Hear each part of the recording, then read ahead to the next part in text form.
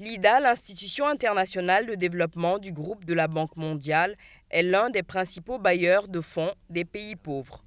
Du fait des changements climatiques, de la pandémie de Covid-19, de la montée de l'insécurité et plus récemment de la crise en Ukraine, l'Afrique est la région qui compte le plus de pays bénéficiaires de cette institution.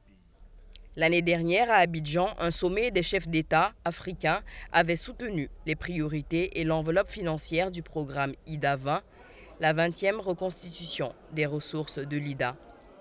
Ce jeudi 7 juillet, le Sénégal, en partenariat avec la Banque mondiale, a abrité à Dakar un sommet des dirigeants africains pour mobiliser les pays du continent en faveur de la mise en œuvre du dit programme. À cette occasion, la Banque mondiale a annoncé avoir investi 3,9 milliards de dollars depuis le mois d'avril dans différents projets sur le continent. Ce qui me semble important, c'est que nous devons adopter une approche à double volet. Nous devons aussi bien répondre à la crise qu'aux besoins à long terme, ce qui signifie que nous devons travailler à la réduction à long terme de l'insécurité alimentaire, ce qui implique une meilleure résilience et de meilleurs systèmes agricoles.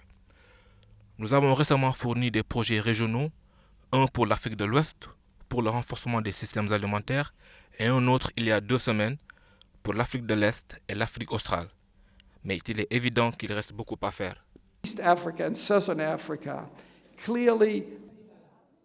Le président de la République du Sénégal a insisté sur les priorités de la mise en œuvre rapide et efficace du programme de l'IDA 20, avec notamment l'investissement dans les infrastructures ou encore la chaîne de valeur agricole.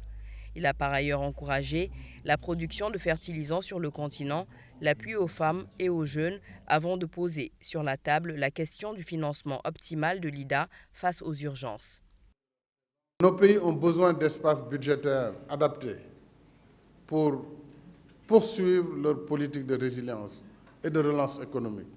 Et pour cela, je voudrais, au nom de tous les chefs d'État, demander aux partenaires de l'IDA de ne pas considérer l'utilisation de ces ressources concessionnelles comme de la dette. Et cela va améliorer sensiblement le niveau du déficit. Si dans notre déficit, on ne calcule pas ces ressources absorbées de l'IDA et d'autres peut-être, qui sont des ressources concessionnelles données pour 30 ans, 50 ans, il va de soi qu'on va libérer de l'espace qui va servir justement à financer l'agriculture, à financer la santé. À l'issue du sommet, les chefs d'État ont lancé un appel à l'action en faveur d'une relance forte et d'une transformation durable et inclusive des économies du continent en partenariat avec l'IDA. Ils se sont également engagés à renforcer de toute urgence leurs mécanismes de réponse face à la crise alimentaire et nutritionnelle, ainsi qu'à atténuer les chocs futurs à travers un leadership politique fort dans les domaines de la bonne gouvernance, de la paix et de la sécurité notamment.